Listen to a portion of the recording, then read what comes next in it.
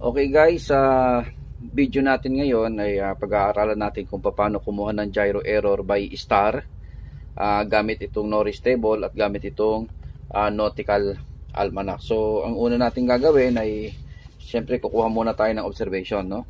So kumuha ako ng observation September 30, 2023. So nandito yung ating oras, yung ating GMT, 22 hours 14 minutes and 14 seconds. So kukunin din yung ating position, yung ating latitude at saka longitude. Kukunin din yung gyro bearing. So si Star Aldebaran ang ginamit ko. Ang bearing niya ay 102 degrees. Kukunin din yung gyro course 029, yung magnetic course 024 at yung variation 7.1 is. So una, gagamitin muna natin ito si Nautical Almanac at bubuksan natin sa Almanac doon sa petsa September 30.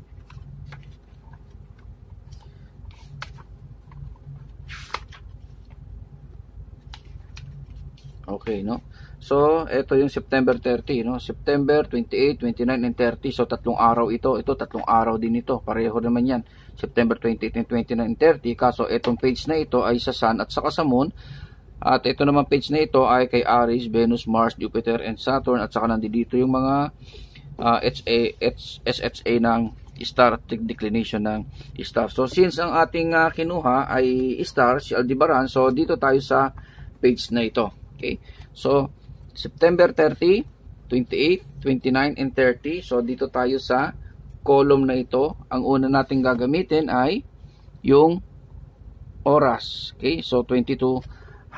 So, noong September 30, ito sa column na ito, hanapin lang natin yung 2200. Ayan. So, GHA of Aries. So, yun ang ating kukunin ha. GHA of Aries kasi star ang ating kinuha nating celestial body. So, GHA ni Aries. So, ang value niya ay September 30, 2200. So, meron tayong 339 23.3, no? 339 23.3, no? So pagkatapos niyan, kunin na rin natin yung SHA ni Aldebaran at saka yung kanyang declination, no? So dito natin guys, nakita nyo rito stars, no? Nandito yung mga pangalan ng mga stars. Nandiyan yung kanyang zero hour angle, SHA sa declination. So hanapin nyo lang dito kung sino yung star na ginamit nyo. So since ang ginamit natin si Aldebaran, so hanapin nyo lang dito. Okay. So Aldebaran. So ayun si Aldebaran. So ang SHA ni Aldebaran ay 290 40.7. So ang declination niya ay north 16 33.5, no? So pagkatapos niyan guys, kukunin natin yung increments ni Aries. Okay? So saan tayo pupunta? Bubuksan natin doon sa page ng increment and correction. So kung kanina ang ginamit natin yung oras na 2200, pag kinuha naman natin yung increments and correction, ang gagamitin naman natin ngayon is yung 14 minutes at saka yung 14 seconds. So, yan. So, hanapin natin. So, 12 minutes, 13, 14, 15. So, ito yung 14. So, dito tayo. So, nandyan yung sun and planets, nandyan yung Aries, nandyan yung moon. So, Aries ang ginamit natin. Ang kukunan natin ng increments ay yung sa column ng Aries. So, ito, Aries yan, ha. So, 14 minutes. Ayan, 14 minutes. Hanapin natin yung 14 seconds. Okay, ayan yung 14 seconds. So, ang increments ni Aries ay 34.1, no? So, ito, lagi lang itong ina-add. Lagi lang ito pina-plus, no? So, 23.1 plus 34.1. So, merong 57.2. Tapos ito, 9, 12, carry 1, 4. Okay. So, ito yung total GHA natin. Ngayon, i-a-apply ngayon natin yung ating longitude, no? So, since yung ating longitude ay is, ang regulation ngayon dito, pag is, i-add natin. Pag west, isa-subtract natin, no? So, longitude is 029,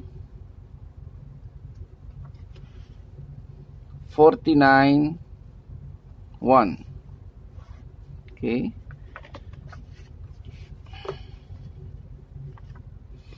So, 57.2 plus 49.1. Unahin muna natin itong minutes and seconds. Okay, so nakakuha tayo ng 106.3. So, ima-minus lang natin yung 60 minutes at i-convert natin as degree. So, nakakuha tayo ng 106.3 minus 60 minutes.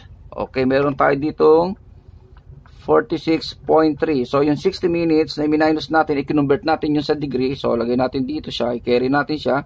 So, meron tayong 12, carry 1, 7, and 3, no? So guys, dito, pagka ang LHA ninyo ay mahigit sa 360, ima-minus nyo ito ng 360. Okay, so i-minus natin. So, 46.3. So, 372 minus 360. So, meron tayo ditong 012. Okay? So, dito, i-plus nyo na yung inyong, yung kinuha natin kaninang HSA, no? Okay. So, meron tayong HSA na 290, 40.7, no? So, dito, pagka ang LHA nyo ay not more than 360, i-add nyo na muna yung SHA. Tapos, pag lumampas yun ng 360, saka nyo na i-minus yung 360. So, dito, dinirekta na natin dahil yung LHA natin ay more than 372. So, in-apply na natin itong subtraction ng 360. Nakakuha na tayo ng 212. Tapos, i-add na natin itong HSA natin. Okay. So, dito, 46.3. Okay. Plus 46.3 plus 40.7. So, meron tayong 87. Okay, minutes, no? O, so, i-minus uli natin yung 60. Parang 60, i-carry uli natin dito. Minus 60 minutes. So, matitira dyan ay okay, 27. So, i-carry natin dito yung isa na yung 60 minutes. Kinonvert natin sa degree. So, meron tayo ditong 3, 10, carry 1, so 303. So, ito yung magiging LHA natin.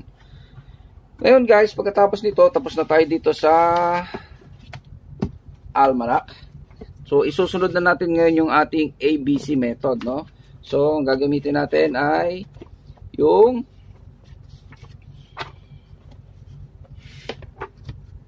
ayan. Okay, nakalagay dyan A, B, and C azimuth table. So, yan yung ating gagamitin. So, kukunin natin yung ating ABC. So, kunin natin muna yung ating A. So, dito makita nyo, table A, nakalagay dyan table A, table B, table C. Kaya sabi sa kanya, A, V, and C azimuth table. So, gagamitin natin itong tatlong ito para makuha natin yung bearing natin. Okay, yung bearing ng gagamitin natin. Okay. Yung bearing na Aldebaran kukunin natin. So, ang regulation dito guys is sa table A, LHA at yung latitude. So, kailangan natin yung LHA at saka yung latitude. So, since ang ating LHA ay 303. So, hanapin natin yung LHA na 303.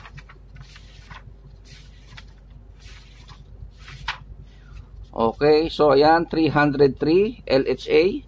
303. Ang ating latitude ay 45 degrees. So, itapat lang natin na 303 ang LHA. Napin natin yung latitude natin na 45. So, meron tayong sa A natin ang value ay 303 saka 45 ay 0.65, no? Okay? So, paano ang naming niyan? Nakalagay dito sa baba. Kung hahanapin mo yung naming niya is name opposite to latitude except when the LHA is between 90 to 270. So, babalik na rin natin yung naming ng latitude kung maliban na lamang kung ang ating LHA ay hindi pumasok between 90 and 270 degrees, no? Name opposite to latitude except when the LHA is between 90 degrees to and 270. So, since ang ating LHA ay 303, hindi siya pumasok dito sa 90 degrees and 270 degrees. So, babalik na rin natin ngayon yung name ng ating latitude. So, ang magiging naming ngayon ng A ay south. Okay? So, ngayon kunin natin yung B. So, sa B, sa table B naman tayo.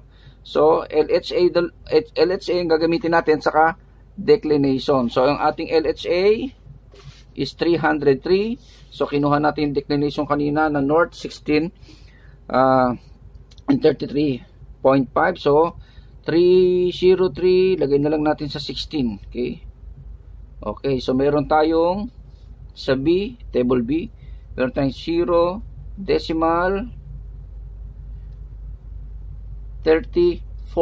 Paano ang naming?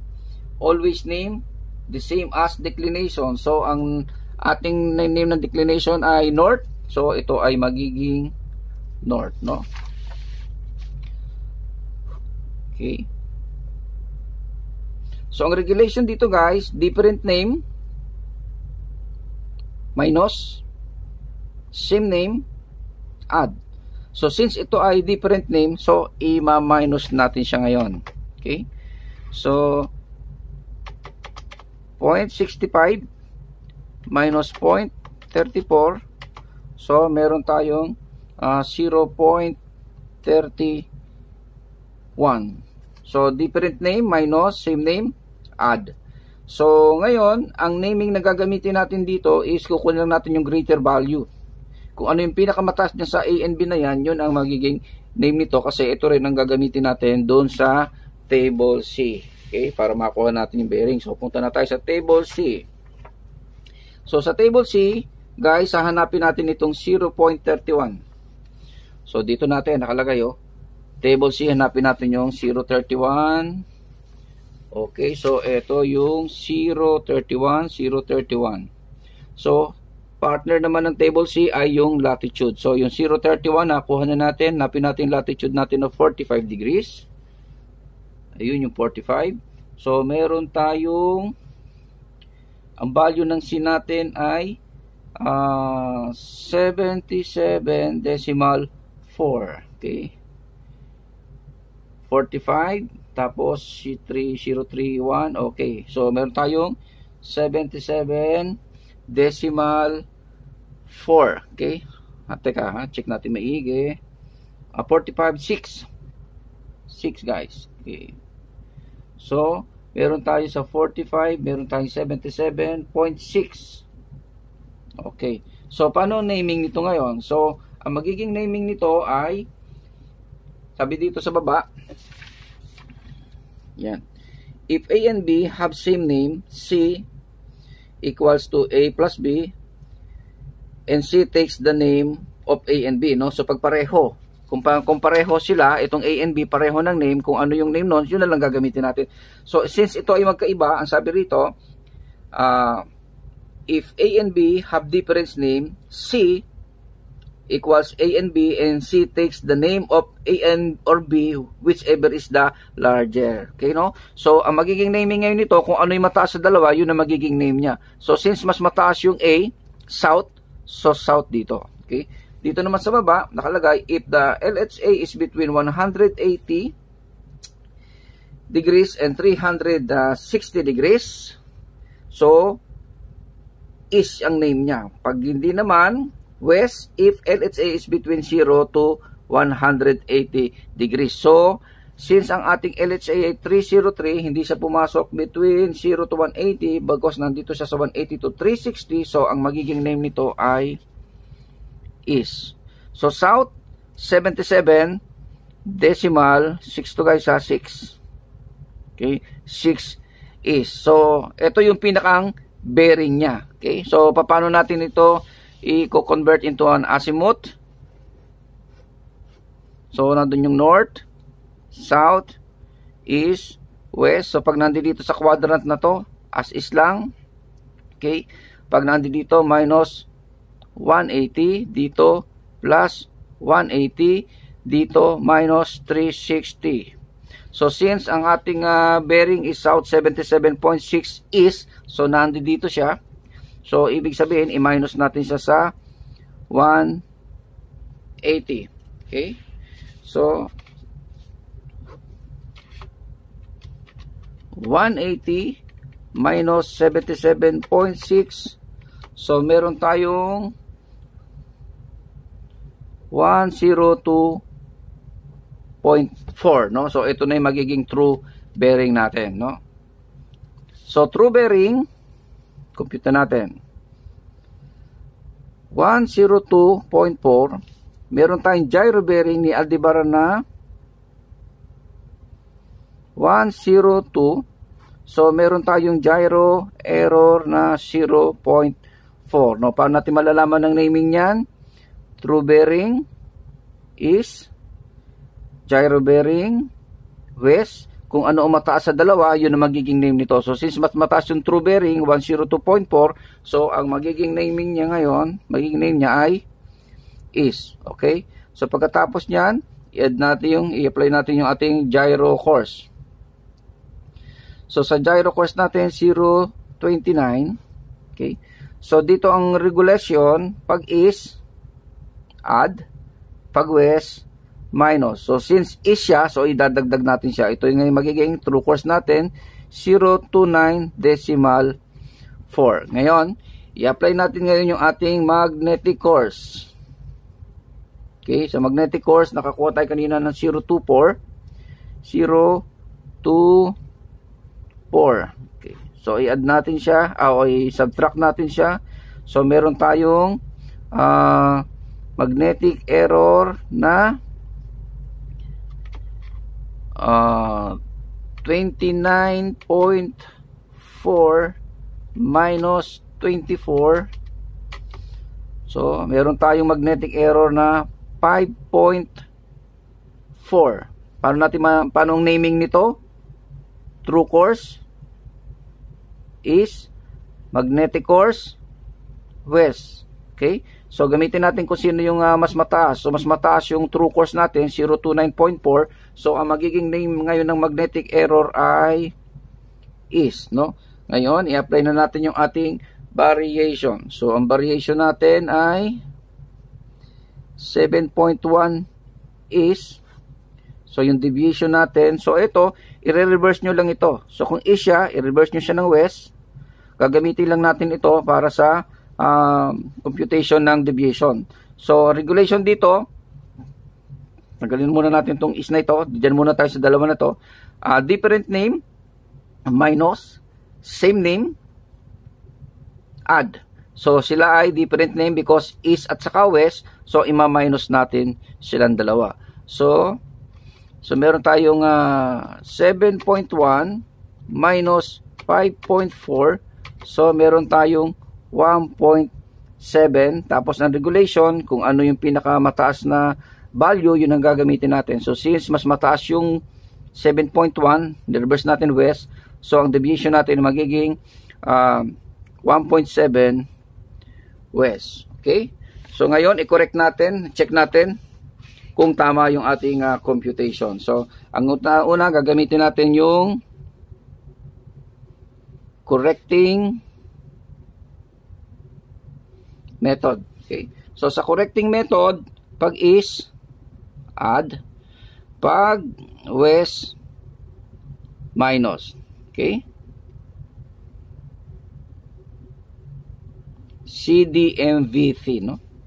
Okay, so ang course natin, meron tayong 024, yung kinuha natin kanina, di ba? 024, yung magnetic course natin, 024. So, lagyan natin dito, 024. Ang deviation natin, 1.7 west. So, ang regulation is, i-add, pag west minus. So, since siya ay west, so, ima-minus natin siya. Okay?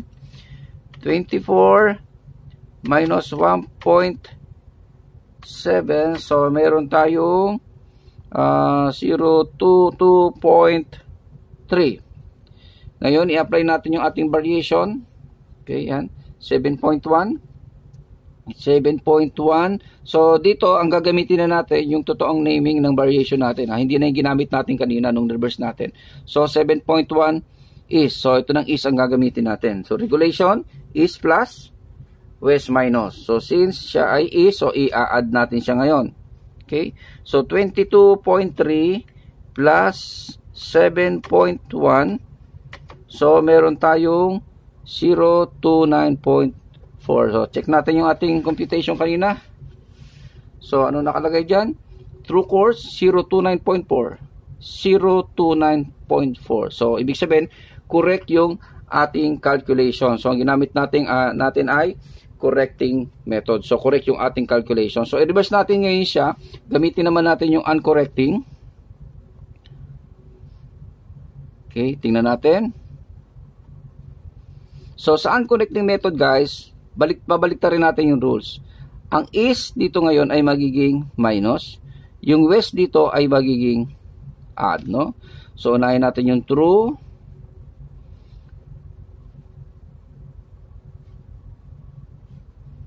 Okay, so ganyan ang uncorrecting. So, ang ating true is 029.4. Ang variation natin ay 7.1 is. So, ang regulation 7.1 is, so ang regulation, uncorrecting is minus. So, 029.4 minus natin ng 7.1. So, meron tayong 022.3. Okay? So, deviation, ano deviation natin? 1.7 west. So, regulation, dito, west, i-add na natin sa uncorrecting method. So, 22.3 plus 1.7 equals. So, meron tayo sa compass na 0.24. Check natin. Ayun.